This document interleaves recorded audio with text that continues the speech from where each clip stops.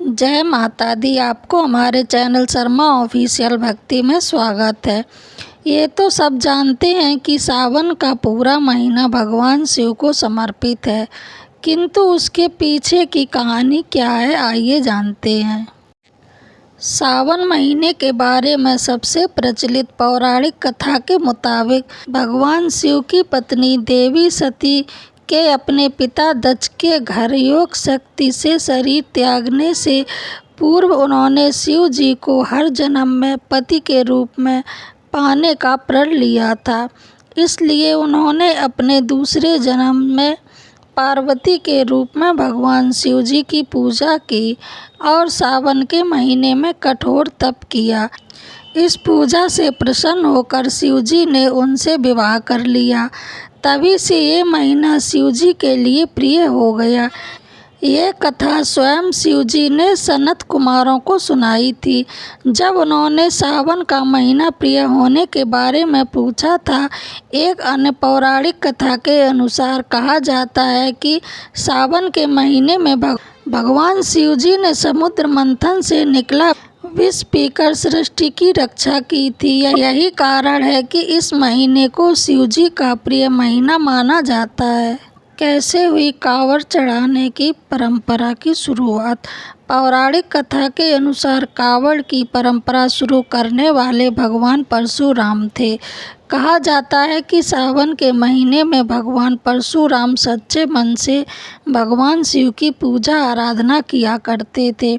वह कांवड़ में जल भरकर शिव मंदिर तक यात्रा करते थे और शिवलिंग पर जलाभिषेक करने के बाद भगवान शिव की सच्चे मन से पूजा करते थे। भगवान शिव को सावन का महीना और सावन सोमवार बेहद प्रिय है। इसलिए सावन के महीने में सोमवार का व्रत करना बहुत लाभदायक माना गया है। कहा जाता है कि भगवान परशुराम की वजह से ही भगवान शिव की पूजा और उनका व्रत शुरू हुआ था। भगवान शिव को सावन का महीना प्रिय होने का अन्य कारण यह भी है कि भगवान शिव सावन के महीने में पृथ्वी पर अवतरित होकर अपनी ससुराल गए थे और वहां उनका स्वागत अर्घ और जलाभिषेक से किया गया था। माना जाता है कि प्रत्येक वर्ष सावन माह में भगवान शिव अपनी ससुराल आते हैं। भूलोकवासियों के लिए शिव कृपा पाने का यह उत्तम समय है। शास्त्रों में वर्णन है कि सावन महीने में भगवान विष्णु योग निद्रा में चले जाते हैं। इसलिए यह समय भक्तों, साधु संतों सभी के लिए अमूल्य होता है। यह 4 महीनों में होने वाला एक वैदिक यज्ञ है, जो एक प्रकार का पौराणिक व्रत है जिसे चौमासा भी कहा जाता है। तत्पश्चात सृष्टि के संचालन का उत्तराधिकार भगवान शिव ग्रहण करते हैं। इसलिए सावन के प्रथम देवता भगवान शिव बन जाते हैं। भगवान शिव की पूजा। सावन महीने में भगवान शंकर की पूजा उनके परिवार के सदस्यों संग करनी चाहिए। इस माह में भगवान शिव रुद्राभिषेक का महत्व है। इसलिए इस माह में प्रत्येक दिन रुद्राभिषेक किया जा सकता है। जब अन्य महीने में शिववास का मुहूर्त देखना पड़ता है। भगवान शिव के रुद्राभिषेक में जल, दूध, दही, शुद्ध घी, शहद, शक्कर या चीनी, गंगाजल तथा गन्ने के रस आदि से स्नान कराया जाता है। रुद्राभिषेक कराने के बाद बेलपत्र, समी पत्र, कुशा तथा दूब आदि से शिवजी को प्रसन्न करते हैं।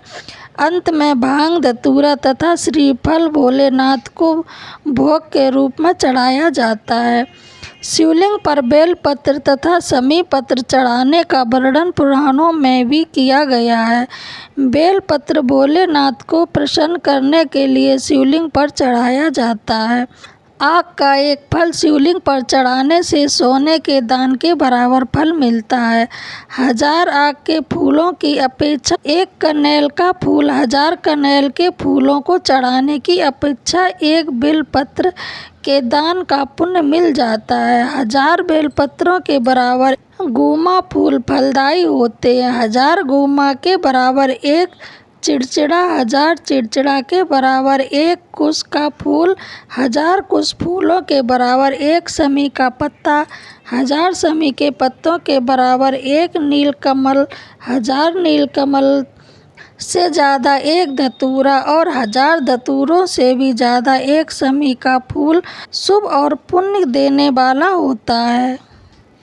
आपको ये कथा कैसी लगी कमेंट बॉक्स में ज़रूर बताएं और मेरे चैनल को लाइक शेयर कमेंट सब्सक्राइब ज़रूर करें। जय माता दी।